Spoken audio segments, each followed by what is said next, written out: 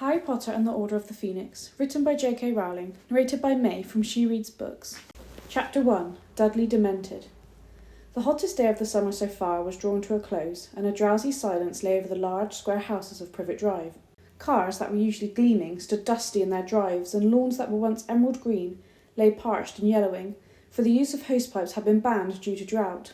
Deprived of their usual car washing and lawn mowing pursuits, the inhabitants of Privet Drive had retreated into the shade of their cool houses, windows thrown wide open in the hope of tempting in a non-existent breeze. The only person left outdoors was a teenage boy who was lying flat on his back in a flower bed outside number 4. He was a skinny, black-haired, bespectacled boy who had the pinched, slightly unhealthy look of someone who has grown a lot in a short space of time. His jeans were torn and dirty, his t-shirt baggy and faded, and the soles of his trainers were peeling away from the uppers. Harry Potter's appearance did not endear him to the neighbours, who were the sort of people who thought scruffiness ought to be punishable by law, but as he had hidden himself behind a large hydrangea bush this evening, he was quite invisible to passers-by. In fact, the only way he would be spotted was if his Uncle Vernon or Aunt Petunia stuck their heads out of the living-room window and looked straight down into the flower-bed below. On the whole, Harry thought he was to be congratulated on his idea of hiding here. He was not, perhaps, very comfortable lying on the hot, hard earth, but, on the other hand, nobody was glaring at him, grinding their teeth so loudly that he could not hear the news, or shooting nasty questions at him, as had happened every time he had tried sitting down in the living-room to watch television with his aunt and uncle. Almost as though this thought had fluttered through the open window, Vernon Dursley, Harry's uncle, suddenly spoke. "Glad to see the boy stop trying to butt in. Where is he, anyway?" "I don't know," said Aunt Petunia, unconcerned. "Not in the house." Uncle Vernon grunted. "Watching the news," he said scathingly. "I'd like to know what he's really up to. As if a normal boy cares what's on the news. Dudley hasn't got a clue what's going on. Doubt he knows who the Prime Minister is. Anyway, it's not as if there'd be anything about his lot on our news." "Vernon, shh," said Aunt Petunia. "The window's open." "Oh, yes. Sorry, dear." The Dursleys fell silent. Harry listened to a jingle about fruit and bran breakfast cereal, while he watched Mrs. Figg, a batty cat-loving old lady from nearby Wisteria Walk, amble slowly past. She was frowning and muttering to herself. Harry was very pleased he was concealed behind the bush, as Mrs. Figg had recently taken to asking him around for tea whenever she met him in the street. She had rounded the corner and vanished from view before Uncle Vernon's voice floated out of the window again. "Dudder's out for tea?" "At the Polkises," said Aunt Petunia fondly. "He's got so many little friends, he's so popular." Harry suppressed a snort with difficulty. The Dursleys were astonishingly stupid about their son, Dudley. They had swallowed all his dim-witted lies about having tea with a different member of his gang every night of the summer holidays. Harry knew perfectly well that Dudley had not been to tea anywhere. He and his gang spent every evening vandalising the play park, smoking on street corners and throwing stones at passing cars and children. Harry had seen them at it during his evening walks around Little Whinging. He had spent most of the holidays wandering the streets, scavenging newspapers from bins along the way. The opening notes of the music that heralded the 7 o'clock news reached Harry's ears, and his stomach turned over. Perhaps tonight, after a month of waiting, would be the night. "Record numbers of stranded holidaymakers fill airports as the Spanish baggage handlers' strike reaches its 2nd week." "Give 'em a lifelong siesta, I would," snarled Uncle Vernon over the end of the newsreader's sentence. But no matter. Outside in the flower bed, Harry's stomach seemed to unclench. If anything had happened, it would surely have been the first item on the news. Death and destruction were more important than stranded holidaymakers. He let out a long, slow breath and stared up at the brilliant blue sky. Every day this summer had been the same, the tension, the expectation, the temporary relief, and then mounting tension again, and always, growing more insistent all the time, the question of why nothing had happened yet. He kept listening, just in case there was some small clue, not recognised for what it really was by the Muggles, an unexplained disappearance perhaps, or some strange accident, but the baggage handler's strike was followed by news about the drought in the south-east. "I hope he's listening next door," bellowed Uncle Vernon. "Him with his sprinklers on at 3 a.m. Then a helicopter that had almost crashed in a field in Surrey. Then a famous actress's divorce from her famous husband. "As if we're interested in their sordid affairs," sniffed Aunt Petunia, who had followed the case obsessively in every magazine she could lay her bony hands on. Harry closed his eyes against the now blazing evening sky as the newsreader read. "And finally, Bungie the Budgie has found a novel way of keeping cool this summer. Bungie, who lives at the Five Feathers in Barnsley, has learned to water ski. Mary Dawkins went to find out more." Harry opened his eyes. If they had reached water ski in budgerigars, there would be nothing else worth hearing. He rolled cautiously onto his front and raised himself onto his knees and elbows, preparing to crawl out from under the window. He had moved about 2 inches when several things happened in very quick succession. A loud echoing crack broke the sleepy silence like a gunshot, A cat streaked out from under a parked car and flew out of sight. A shriek, a bellowed oath, and the sound of breaking china came from the Dursleys' living room, and as though this was the signal Harry had been waiting for, he jumped to his feet, at the same time pulling from the waistband of his jeans a thin wooden wand as if he were unsheathing a sword. But before he could draw himself up to full height, the top of his head collided with the Dursleys' open window. The resultant crash made Aunt Petunia scream even louder.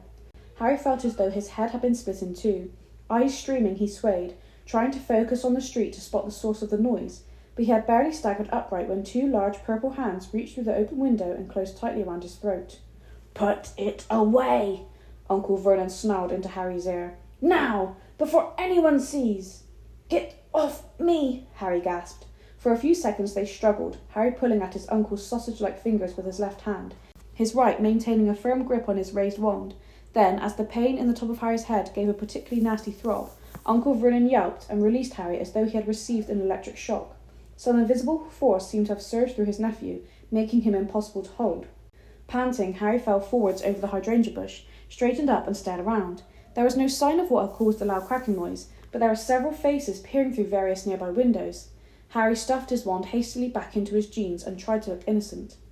"Lovely evening," shouted Uncle Vernon, waving at Mrs. No. 7 opposite, who was glaring from behind her net curtains. "Did you hear that car backfire just now? Gave Petunia and me quite a turn." He continued to grin in a horrible manic way until all the curious neighbours had disappeared from their various windows. Then the grin became a grimace of rage as he beckoned Harry back towards him. Harry moved a few steps closer, taking care to stop just short of the point at which Uncle Vernon's outstretched hands could resume their strangling. "What the devil do you mean by it, boy?" asked Uncle Vernon in a croaky voice that trembled with fury. "What do I mean by what?" said Harry coldly. He kept looking left and right up the street, still hoping to see the person who had made the cracking noise. "Making a racket like a starting pistol right outside our—" "I didn't make that noise," said Harry firmly. Aunt Petunia's thin, horsey face now appeared beside Uncle Vernon's wide purple one. She looked livid. "Why were you lurking under our window?" Yes, good point, Petunia. What were you doing under our window, boy?" "Listening to the news," said Harry in a resigned voice. His aunt and uncle exchanged looks of outrage. "Listening to the news? Again?" "Well, it changes every day, you see," said Harry. "Don't you be clever with me, boy. I want to know what you're really up to, and don't give me any more of this listening to the news tosh. You know perfectly well that your lot—" "Careful, Vernon," breathed Aunt Petunia, and Uncle Vernon lowered his voice so that Harry could barely hear him. "That your lot don't get on our news." "That's all you know," said Harry. The Dursleys goggled at him for a few seconds, then Aunt Petunia said, "You're a nasty little liar. What are all those—" She too lowered her voice so that Harry had to lip-read the next word. "Owls doing if they're not bringing you news?" "Aha," said Uncle Vernon in a triumphant whisper. "Get out of that one, boy. As if we didn't know you get all your news from those pestilential birds." Harry hesitated for a moment. It cost him something to tell the truth this time, even though his aunt and uncle could not possibly know how bad he felt admitting it. "The owls aren't bringing me news," he said tonelessly. "I don't believe it," said Aunt Petunia at once. "No more do I," said Uncle Vernon forcefully. "We know you're up to something funny," said Aunt Petunia. "We're not stupid, you know," said Uncle Vernon. "Well, that's news to me," said Harry, his temper rising, and before the Dursleys could call him back, he had wheeled about, crossed the front lawn, stepped over the low garden wall, and was striding off up the street. He was in trouble now, and he knew it. He would have to face his aunt and uncle later and pay the price for his rudeness, but he did not care very much just at the moment. He had much more pressing matters on his mind. Harry was sure the cracking noise had been made by someone apparating or disapparating. It was exactly the sound Dobby the house elf made when he vanished into thin air. Was it possible that Dobby was here in Privet Drive? Could Dobby be following him right at this very moment? As this thought occurred, he wheeled around and stared back down Privet Drive, but it appeared to be completely deserted, and Harry was sure that Dobby did not know how to become invisible. He walked on, hardly aware of the route he was taking, for he had pounded these streets so often lately that his feet carried him to his favourite haunts automatically. Every few steps he glanced back over his shoulder. Someone magical had been near him as he lay among Aunt Petunia's dying begonias. He was sure of it. Why hadn't they spoken to him? Why hadn't they made contact? Why were they hiding now? And then, as his feeling of frustration peaked, his certainty leaked away. Perhaps it hadn't been a magical sound after all. Perhaps he was so desperate for the tiniest sign of contact from the world to which he belonged that he was simply overreacting to perfectly ordinary noises. Could he be sure it hadn't been the sound of something breaking inside a neighbour's house? Harry felt a dull, sinking sensation in his stomach, and before he knew it, the feeling of hopelessness that had plagued him all summer rolled over him once again. Tomorrow morning he would be woken by the alarm at 5 o'clock so that he could pay the owl that delivered the Daily Prophet. But was there any point continuing to take it? Harry merely glanced at the front page before throwing it aside these days. When the idiots who ran the paper finally realised that Voldemort was back, it would be headline news, and that was the only kind Harry cared about. If he was lucky, there would also be owls carrying letters from his best friends Ron and Hermione, though any expectation he'd had that their letters would bring him news had long since been dashed. We can't say much about you-know-what, obviously. We've been told not to say anything important in case our letters go astray. We're quite busy, but I can't give you details here. There's a fair amount going on. We'll tell you everything when we see you. But when were they going to see him? Nobody seemed too bothered with a precise date. Hermione had scribbled, "I expect we'll be seeing you quite soon," inside his birthday card, but how soon was soon? As far as Harry could tell from the vague hints in their letters, Hermione and Ron were in the same place, presumably at Ron's parents' house. He could hardly bear to think of the pair of them having fun at the Burrow when he was stuck in Privet Drive. In fact, he was so angry with them, he had thrown away the 2 boxes of Honey Duke's chocolates they'd sent him for his birthday. He'd regretted it later, after the wilted salad Aunt Petunia had provided for dinner that night. And what were Ron and Hermione busy with? Why wasn't he, Harry, busy? Hadn't he proved himself capable of handling much more than them? Had they all forgotten what he had done? Hadn't it been he who entered that graveyard and watched Cedric being murdered, and had been tied to that tombstone and nearly killed? Don't think about that, Harry told himself sternly for the 100th time that summer. It was bad enough that he kept revisiting the graveyard in his nightmares, without dwelling on it in his waking moments too. He turned a corner into Magnolia Crescent. Halfway along he passed the narrow alleyway down the side of a garage, where he had first clapped eyes on his godfather. Sirius, at least, seemed to understand how Harry was feeling.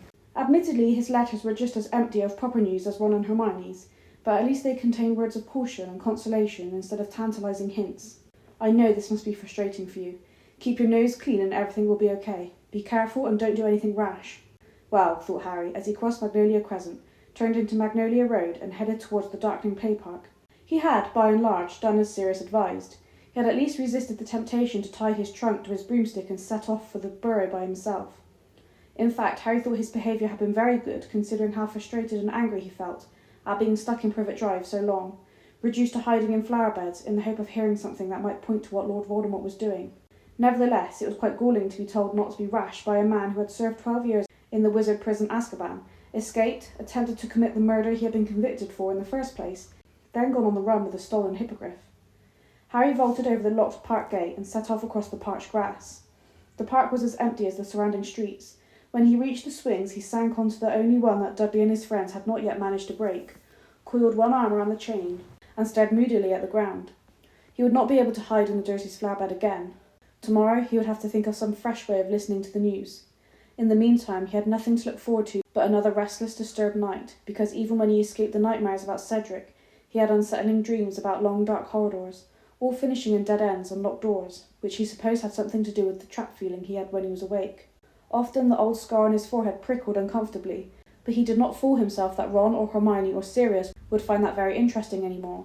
In the past, his scar hurting had warned that Voldemort was getting stronger again, but now that Voldemort was back, they would probably remind him that his regular irritation was only to be expected, nothing to worry about, old news. The injustice of it all welled up inside him so that he wanted to yell with fury. If it hadn't been for him, nobody would even have known Voldemort was back, and his reward was to be stuck in Little Whinging for 4 solid weeks, completely cut off from the magical world, reduced to squatting among dying begonias so he could hear about water-skiing budgerigars. How could Dumbledore have forgotten him so easily? Why had Ron and Hermione got together without inviting him along too? How much longer was he supposed to endure Sirius telling him to sit tight and be a good boy, or resist the temptation to write to the stupid Daily Prophet and point out that Voldemort had returned? These furious thoughts whirled around in Harry's head, and his insides writhed with anger as a sultry, velvety night fell around him, the air full of the smell of warm, dry grass, and the only sound that of the low grumble of traffic on the road beyond the park railings. He did not know how long he had sat on the swing before the sound of voices interrupted his musings, and he looked up. The street lamps from the surrounding roads were casting a misty glow strong enough to silhouette a group of people making their way across the park. One of them was singing a loud, crude song. The others were laughing. A soft ticking noise came from several expensive racing bikes that they were wheeling along. Harry knew who these people were. The figure in front was unmistakably his cousin Dudley Dursley, wending his way home, accompanied by his faithful gang. Dudley was as vast as ever, but a year's hard dieting and the discovery of a new talent had wrought quite a change in his physique. As Uncle Vernon delightedly told anyone who would listen, Dudley had recently become the junior heavyweight inter-school boxing champion of the South East. The noble sport, as Uncle Vernon called it, had made Dudley even more formidable than he had seemed to Harry in their primary school days, when he had served as Dudley's first punch ball. Harry was not remotely afraid of his cousin anymore, but he still didn't think that Dudley learning to punch harder and more accurately was cause for celebration. Neighbourhood children all around were terrified of him, even more terrified than they were of that Potter boy, who, they had been warned, was a hardened hooligan and attended St. Brutus's secure centre for incurably criminal boys. Harry watched the dark figures crossing the grass and wondered who they had been beating up tonight. Look round, Harry found himself thinking as he watched them. Come on, look round. I'm sitting here all alone. Come and have a go. If Dudley's friends saw him sitting here, they would be sure to make a beeline for him, and what would Dudley do then? He wouldn't want to lose face in front of the gang, but he'd be terrified of provoking Harry. It would be really fun to watch Dudley's dilemma, to taunt him, watch him, with him powerless to respond, and if any of the others tried hitting Harry, he was ready, he had his wand. Let them try. He'd love to vent some of his frustration on the boys who had once made his life hell. But they didn't turn around. They didn't see him. They were almost at the railings. Harry mustered the impulse to call after them. Seeking a fight was not a smart move. He must not use magic. He'd be risking expulsion again. The voices of Dudley's gang died away. They were out of sight, heading along Magnolia Road. There you go, Sirius, Harry thought dully. Nothing rash. Kept my nose clean. Exactly the opposite of what you'd have done. He got to his feet and stretched. Aunt Petunia and Uncle Vernon seemed to feel that whenever Dudley turned up was the right time to go home, and any time after that was much too late. Uncle Vernon had threatened to lock Harry in the shed if he came home after Dudley ever again. So, stifling a yawn and still scowling, Harry set off towards the park gate. Magnolia Road, like Privet Drive, was full of large square houses with perfectly manicured lawns, all owned by large square owners who drove very clean cars similar to Uncle Vernon's. Harry preferred little whinging by night, when the curtained windows made patches of jewel-bright colour in the darkness, and he ran no danger of hearing disapproving mutters about his delinquent appearance when he passed the householders. He walked quickly, so that halfway along Magnolia Road, Dudley's gang came into view again, and they were saying their farewells at the entrance to Magnolia Crescent. Harry stepped into the shadow of a large lilac tree and waited. "Squealed like a pig, didn't he?" Malcolm was saying, to guffaws from the others. "Nice right hook, Big D," said Piers. "Same time tomorrow," said Dudley. "Round at my place, my parents will be out," said Gordon. "See you then," said Dudley. "Bye, Dud." "See you, Big D." Harry waited for the rest of the gang to move on before setting off again. When their voices had faded once more, he headed around the corner into Magnolia Crescent, and by walking very quickly, he soon came within hailing distance of Dudley, who was strolling along at his ease, humming tunelessly. "Hey, Big D." Dudley turned. "Oh," he grunted. "It's you." "How long have you been Big D, then?" said Harry. "Shut it," snarled Dudley, turning away. "Cool name," said Harry, grinning and falling into step beside his cousin. "But you'll always be Ickle Diddykins to me." "I said shut it," said Dudley, whose ham-like hands had curled into fists. "Don't the boys know that's what your mum calls you?" "Shut your face." "You don't tell her to shut her face." "What about Popkin and Dinky Diddydums? Can I use them then?" Dudley said nothing. The effort of keeping himself from hitting Harry seemed to demand all his self-control. So who have you been beating up tonight?" Harry asked, his grin fading. "Another 10-year-old? I know you did Mark Evans 2 nights ago." "You was asking for it," snarled Dudley. "Oh, yeah?" "He cheeked me." "Yeah? Did he say you look like a pig that's been taught to walk on its hind legs? 'Cause that's not cheek, Dud, that's true." A muscle was twitching in Dudley's jaw. It gave Harry enormous satisfaction to know how furious he was making Dudley. He felt as though he was siphoning off his own frustration into his cousin, the only outlet he had. They turned right down the narrow alleyway where Harry had first seen Sirius, and which formed a shortcut between Magnolia Crescent and Wisteria Walk. It was empty and much darker than the streets it linked because there were no street lamps. Their footsteps were muffled between garage walls on one side and a high fence on the other. "Think you're a big man carrying that thing, don't you?" Dudley said after a few seconds. "What thing?" That thing you are hiding." Harry grinned again. "Not as stupid as you look, are you, Dud? But I suppose if you were, you wouldn't be able to walk and talk at the same time." Harry pulled out his wand. He saw Dudley look sideways at it. "You're not allowed," Dudley said at once. "I know you're not. You'd get expelled from that freak school you go to." "How do you know they haven't changed the rules, Big D?" "They haven't," said Dudley, though he didn't sound completely convinced. Harry laughed softly. "You haven't got the guts to take me on without that thing, have you?" Dudley snarled. "Whereas you just need 4 mates behind you before you can beat up a 10-year-old. You know that boxing title you keep banging on about? How old was your opponent? 7? 8? "He was 16 for your information," snarled Dudley. "And he was out cold for 20 minutes after I finished with him, and he was twice as heavy as you. You just wait till I tell Dad you had that thing out." "Running to Daddy now, are you? Is this ickle boxing champ frightened of nasty Harry's wand?" "Not this brave at night, are you?" sneered Dudley. "This is Night, Diddykins. That's what we call it when it goes all dark like this. I mean when you're in bed, Dudley snarled. He had stopped walking. Harry stopped too, staring at his cousin. From the little he could see of Dudley's large face, he was wearing a strangely triumphant look. What do you mean I'm not brave when I'm in bed? Said Harry, completely nonplussed. What, am I supposed to be frightened of pillows or something? I heard you last night, said Dudley breathlessly. Talking in your sleep, moaning. What do you mean? Harry said again, but there was a cold, plunging sensation in his stomach. He had revisited the graveyard last night in his dreams. Dudley gave a harsh bark of laughter, then adopted a high-pitched whimpering voice. Don't kill Cedric! Don't kill Cedric! Who's Cedric? Your boyfriend? You're lying, said Harry automatically, but his mouth had gone dry. He knew Dudley wasn't lying. How else would he know about Cedric?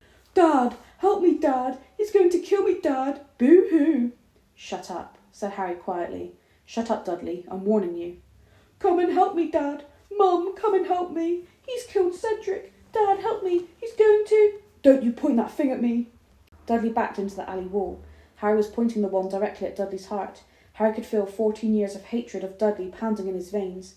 What he wouldn't give to strike now, to jinx Dudley so thoroughly he'd have to crawl home like an insect, struck dumb, sprouting feelers. Don't ever talk about that again, Harry snarled. Do you understand me? Point that thing somewhere else. I said, do you understand me? Point it somewhere else. Do you understand me? Get that thing away from... Dudley gave an odd shuddering gasp, as though he had been doused in icy water.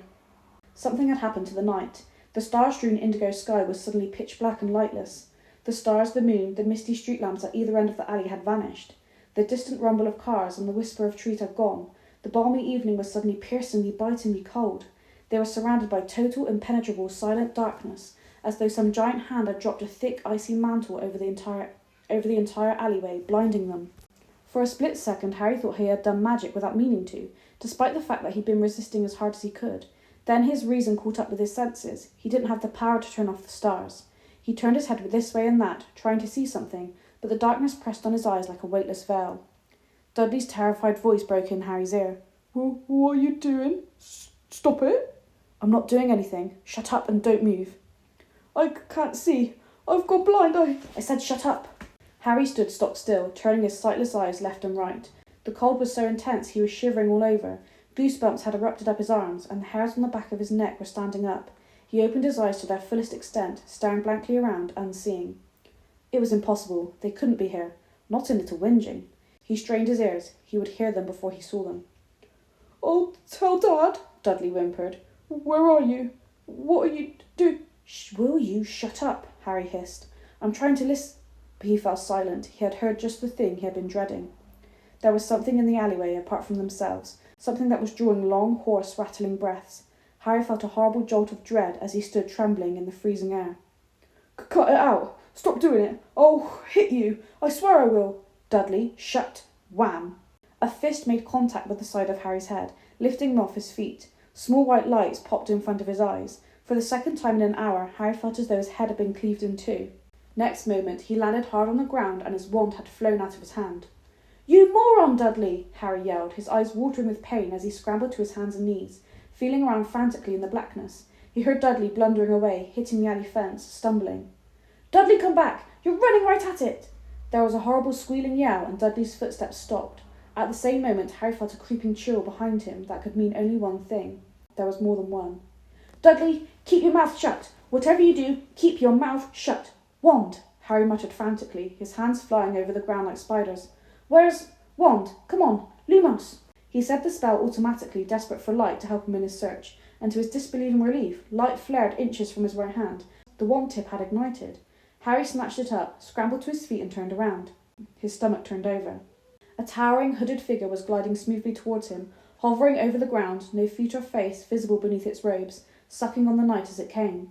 Stumbling backwards, Harry raised his wand. "Expecto Patronum!" A silvery wisp of vapour shot from the tip of his wand, and the Dementor slowed, but the spell hadn't worked properly. Tripping over his own feet, Harry retreated further as the Dementor bore down upon him, panic fogging his brain. Concentrate. A pair of grey, slimy, scabbed hands slid from inside the Dementor's robes, reaching for him. A rushing noise filled Harry's ears. "Expecto Patronum!" His voice sounded dim and distant. Another wisp of silver smoke, feebler than the last, drifted from the wand. He couldn't do it any more. He couldn't work the spell. There was laughter inside his own head. Shrill, high-pitched laughter. He could smell the Dementor's putrid, death-cold breath, filling his own lungs, drowning him. Think, something happy. But there was no happiness in him. The Dementor's icy fingers were closing on his throat. The high-pitched laughter was growing louder and louder, and a voice spoke inside his head. Bow to death, Harry. It might even be painless. I would not know. I have never died. He was never going to see Ron and Hermione again, and their faces burst clearly into his mind as he fought for breath. Expecto Patronum! An enormous silver stag erupted from the tip of Harry's wand. Its antlers caught the Dementor in the place where the heart should have been. It was thrown backwards, weightless as darkness, and as the stag charged, the Dementor swooped away, bat-like and defeated. This way! Harry shouted at the stag. Wheeling around, he sprinted down the alleyway, holding the lit wand aloft. Dudley! Dudley! He had barely run a dozen steps when he had reached them. Dudley was curled up on the ground, his arms clamped over his face. A second Dementor was crouching low over him, gripping his wrists in its slimy hands, prizing them slowly, almost lovingly apart, lowering its hooded head towards Dudley's face as though about to kiss him. Get it! Harry bellowed, and with a rushing, roaring sound, the silver stag he had conjured came galloping past him. The Dementor's eyeless face was barely an inch from Dudley's when the silver antlers caught it. The thing was thrown up into the air and, like its fellow, it soared away and was absorbed into the darkness. The stag cantered to the end of the alleyway and dissolved into silver mist. Moon, stars and street lamps burst back into life. A warm breeze swept the alleyway. Trees rustled in neighbouring gardens, and the mundane rumble of cars in Magnolia Crescent filled the air again. Harry stood quite still, all his senses vibrating, taking in the abrupt return to normality. After a moment he became aware that his t-shirt was sticking to him. He was drenched in sweat. He could not believe what had just happened. Dementor's hair and little whinging. Dudley lay curled up on the ground, whimpering and shaking. Harry bent down to see whether he was in a fit state to stand up, but then he heard loud running footsteps behind him. Instinctively, raising his wand again, he spun on his heel to face the newcomer. Mrs. Figg, their batty old neighbour, came panting into sight. Her grizzled grey hair was escaping from its hairnet. A clanking string shopping bag was swinging from her wrist, and her feet were halfway out of her tartan carpet slippers. Harry made to stow his wand hurriedly out of sight, but "Don't put it away, idiot boy!" she shrieked. "What if there are more of them around? Oh, I'm going to kill Mundungus Fletcher." End of chapter 1.